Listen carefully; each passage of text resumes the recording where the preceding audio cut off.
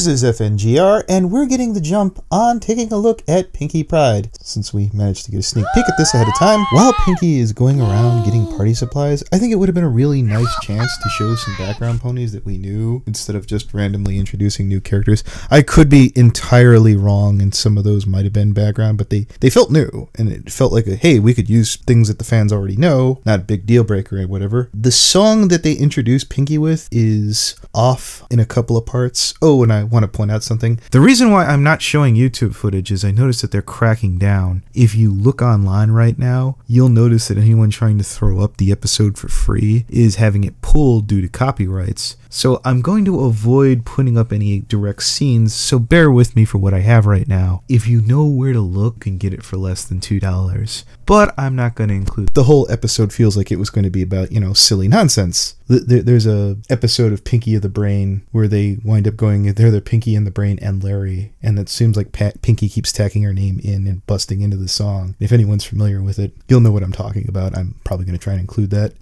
Just a thought, I think they purposely made Pinkie's song weaker so Weird Al's wouldn't get upstaged at the very beginning. It's just a theory. If you need proof, she sounds better singing through the Cheese song. 7 minutes in, expect to see shippers put Rainbow Dash with Cheese. The next scene leads up with Pinkie's hair deflating after Rainbow kinda tosses her friend aside to go with Cheese for the party. I mean, it is Rainbow Dash's birthday.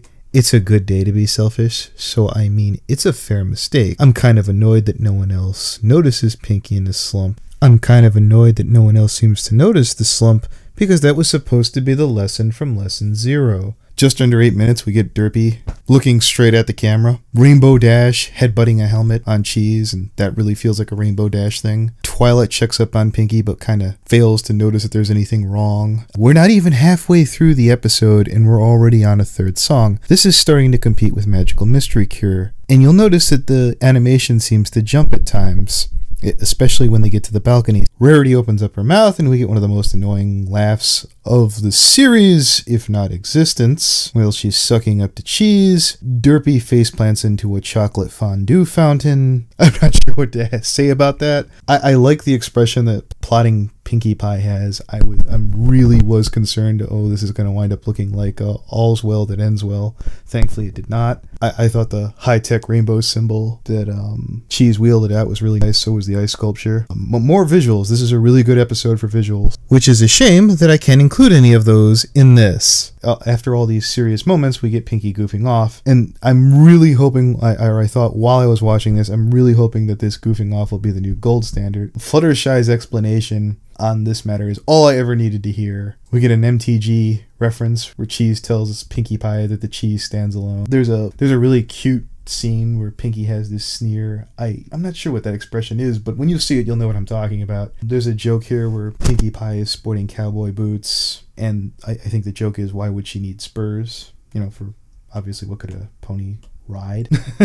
Even though they have something like that in the episode. I guess a hippo. But would you spur a hippo? It's an interesting question. And right before the goof off, god damn it, Twilight is mucking up the special event with her rules. You think she was some kind of royal... Oh, crap. Well played. No, really, it took them 12 episodes for her to finally have a situation where she used and expresses her royal authority, and her big princess moment is for a goof off. Pinkie just bust out Spanish. I think I was really tired when I watched this. Maybe I hallucinated it. It sounded like it. Carrying on. So we got up to 5 songs. The birthday song at the end is going to be a new Brony gold standard and a mainstay. So let's sum this up.